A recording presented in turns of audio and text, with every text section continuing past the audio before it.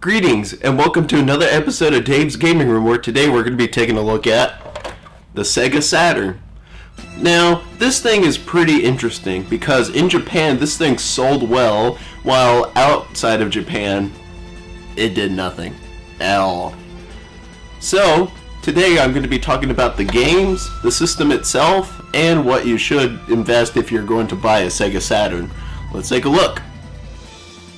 On the console you see a power button, reset button, and an open button for the CD drive. On the back there's a cartridge slot. Ooh, does this mean I get to play my Genesis collection? Unfortunately that's not the case, as it's saved for something else. More on that later.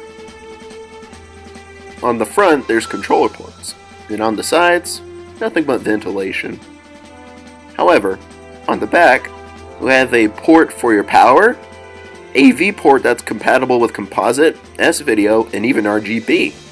And right there is a communication connector. Behind this panel, you'll see that there's a built-in lithium battery. You need to replace that once a year, as it saves your game data and an internal clock. Also, that slot is used for a video CD card.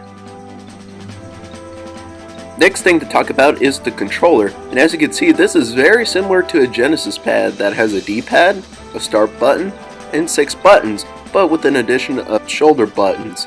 And let me tell you, this is the best controller of all time in my opinion, especially for 2D fighting games. However, there is a 3D pad that I'll show you right here. Kind of similar to a Dreamcast controller once you compared it to.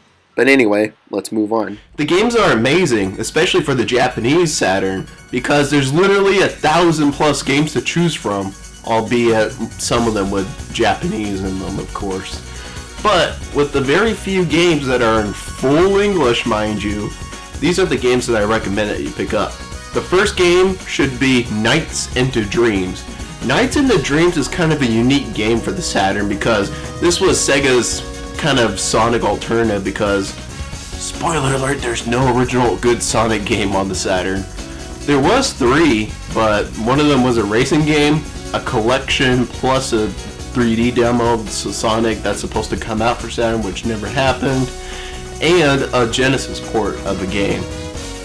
But anyway, Nights into Dreams is a very unique game because if you try to play with the regular controller, you're not going to have as much fun as if you were to get the 3D pad, which unfortunately didn't arrive in time in shipping. I think it's still okay with the controller, but it's much better to play with the 3D pad. And that's what you should also invest if you're getting Nights into Dreams. Hey, you could even get a complete in-box copy if you wanted to. The next one is kind of interesting. Tomb Raiders.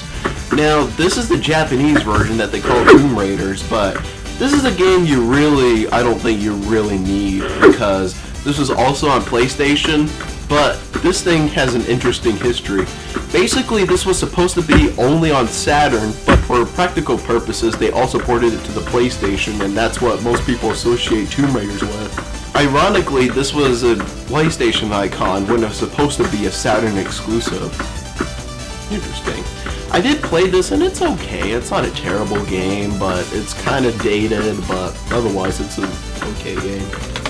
Next up is Virtua Fighter Remix. Now, the Saturn was the very first video game console to have online compatibility. Pretty amazing once you think about it. I cannot play this because this thing requires the Netlink modem, which is kind of weird. But otherwise, I wish this was an offline version as well, but oh well. Speaking of Virtua Fighter 2 is the game to get. Unfortunately, I do not have Virtua Fighter 2. A good alternative to Virtua Fighter is Fighting Vipers. Fighting Vipers is kind of an interesting game because this is kind of more of a modern version of Virtua Fighter. Instead of ring outs, you get like armor for your character. If you punch your enemy's body enough, you can actually knock their armor off and they become weaker. Now, this, along with Virtua Fighter 2 and a few other games I can't really remember, they all run in a high resolution, and that means it's going to bring graphics that are way ahead of its time.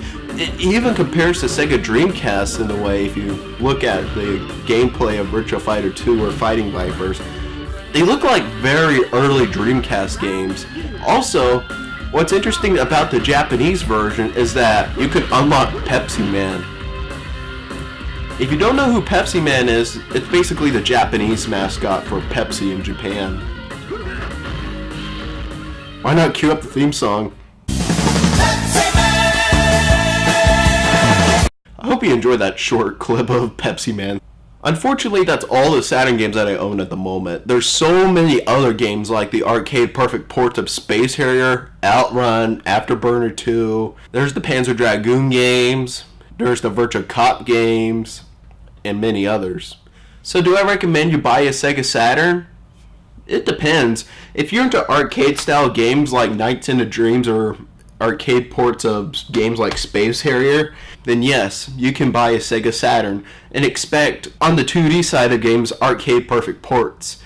The other games I forgot to mention was all the Capcom fighting games. Those use RAM expansion packs that goes in this cartridge slot that comes with 1 meg and 4 meg RAM expansion. And basically it allows more frames of animation and it's pretty much arcade perfect.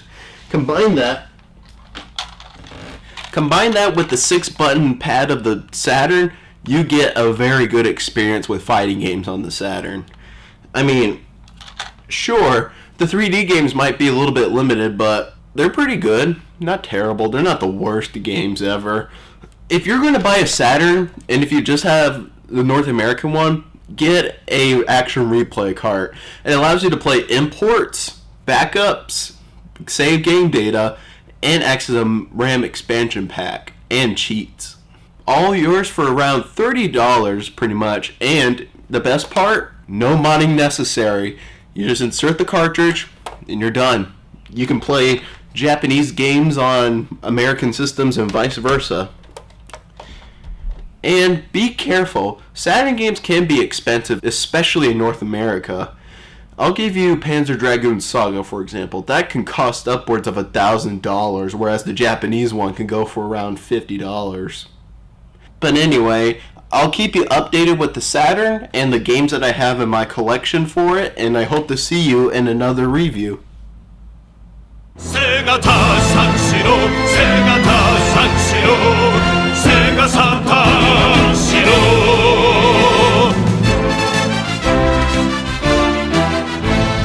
テニスやカラオケナンパにクラブ他にすることあるだろう